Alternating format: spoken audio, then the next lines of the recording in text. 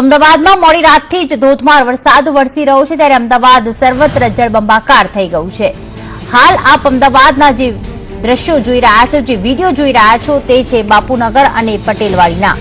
અહીં ભારે વરસાદના કારણે જળબંબાકારની સ્થિતિ સર્જાઈ છે। ઢીંચણસમાં પાણી ભરાઈ જવા પામ્યા છે।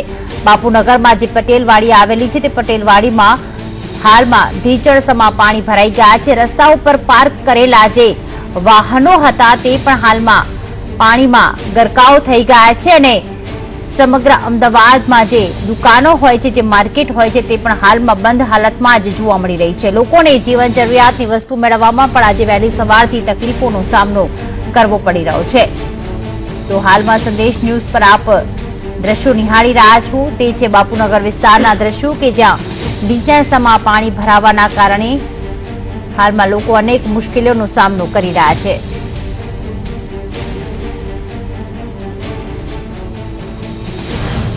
બાપુનગર પટેલવાડી જોડે બરાબર મારે જવું છે ગીતા મંદિર એસટી નોકરી ઉપર।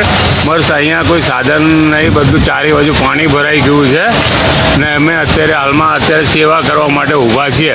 હવે 4 રસ્તા છે, બાપુનગર પોલીસ સ્ટેશન રહું છું અને મારે જવાનું છે કાલુપુર। અહીંયા ચારે બાજુ પાણી ફૂલ ભરેલું છે, આવા જવાનું કોઈ વાહન વ્યવહાર નથી મળ્યો અને અમે મદદ માટે ઊભા, કોઈ સાધન મળતું નથી અમને અને અમારા બધા ઘણા માણસો અહીંયા ઊભા છે એટલે અમને બહુ તકલીફ પડી છે। અહીંયા મોન્સૂન પ્લાન બિલકુલ કોર્પોરેશનનો ધોવાઈ ગયો હોય તેવી પરિસ્થિતિ સર્જાઈ છે।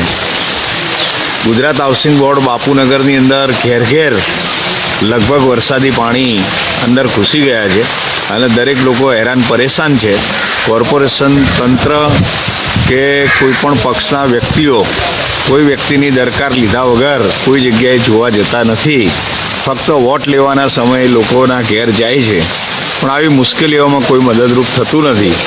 તેમજ નાના બાળકોવાળા પરિવારો જેને દૂધની તકલીફ, દૂધ અને શાકભાજી આજ સવારે મળે નહીં તેવી પોઝિશન સમગ્ર અમદાવાદ શહેરની અંદર થઈ છે।